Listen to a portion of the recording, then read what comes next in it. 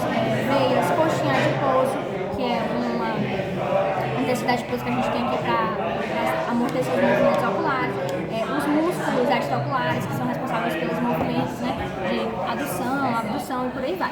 Então, isso aqui basicamente é a órbita ocular. Eu vou começar falando das estruturas, dos processos, dos ossos, e depois eu vou fazer o comparativo que o livro traz. Ele compara toda a órbita ocular a uma pirâmide quadrangular. Aí eu vou explicar as paredes e tudo mais. Mas lembrando que assim, o que vocês precisam saber na prova é o que está no material em números. Em númerozinhos, tá? Outras coisas lá são mais para explicar mesmo, acho que dá para entender. Então vamos lá. Primeiro, vamos falar dos ossos. Esse aqui é o frontal. Então ele é um dos ossos que contribuem para a formação da órbita. A gente tem o etimoide, o lacrimal, a maxila, o zigomático e o esfenoide. Sendo que o esfenoide ele é dividido pela fissura orbital superior em asa maior, que é mais lateral, e a asa menor, que é mais medial. Tá faltando o palatino, né?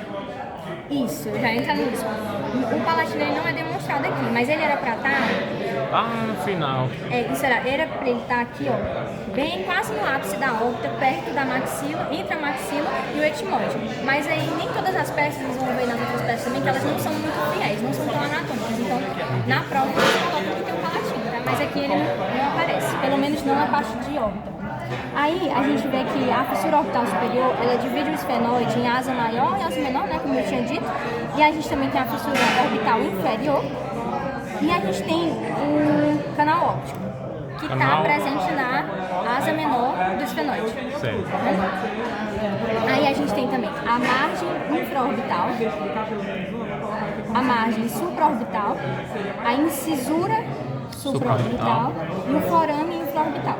Lembrar que, apesar de parecer a mesma, assim, parecido, dá para fazer um paralelo, lembrar que aqui é incisura e aqui é forame, tá? Certo. Diferente. Aí vamos lá, eu disse que a estrutura dele é comparada a uma pirâmide quadrangular, certo? Com 4 paredes, um ápice e uma base.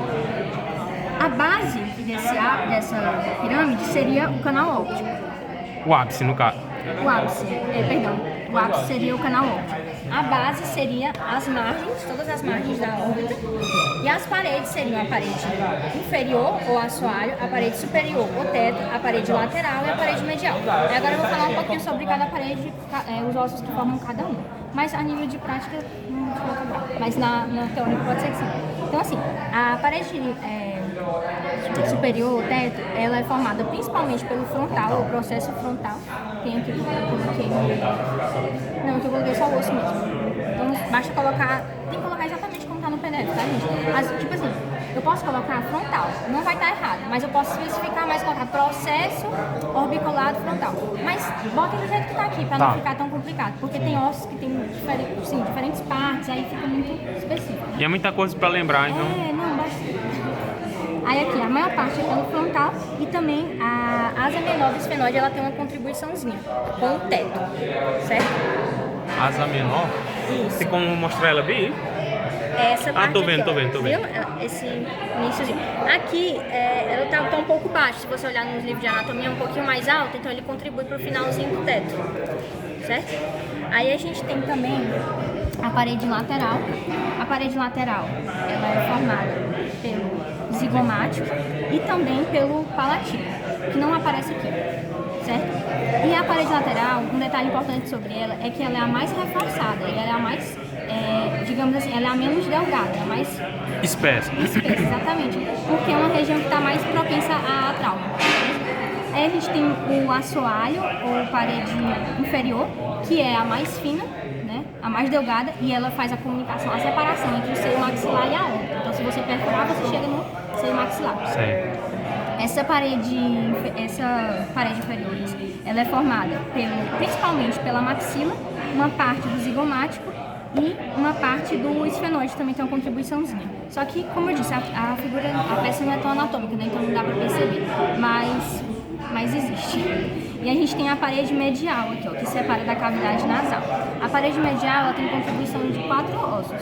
O osso lacrimal, essa parte lacrimal aqui da maxila, o etimoide, e eu acredito que... Não é o palatino. Agora eu não lembro. Não, é o palatino mesmo. É o palatino, medial.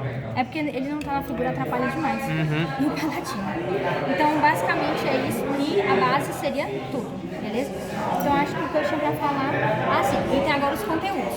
A gente pode perguntar tanto o que é a figura, a estrutura, o osso e tudo mais, quanto o que passa por ela, né?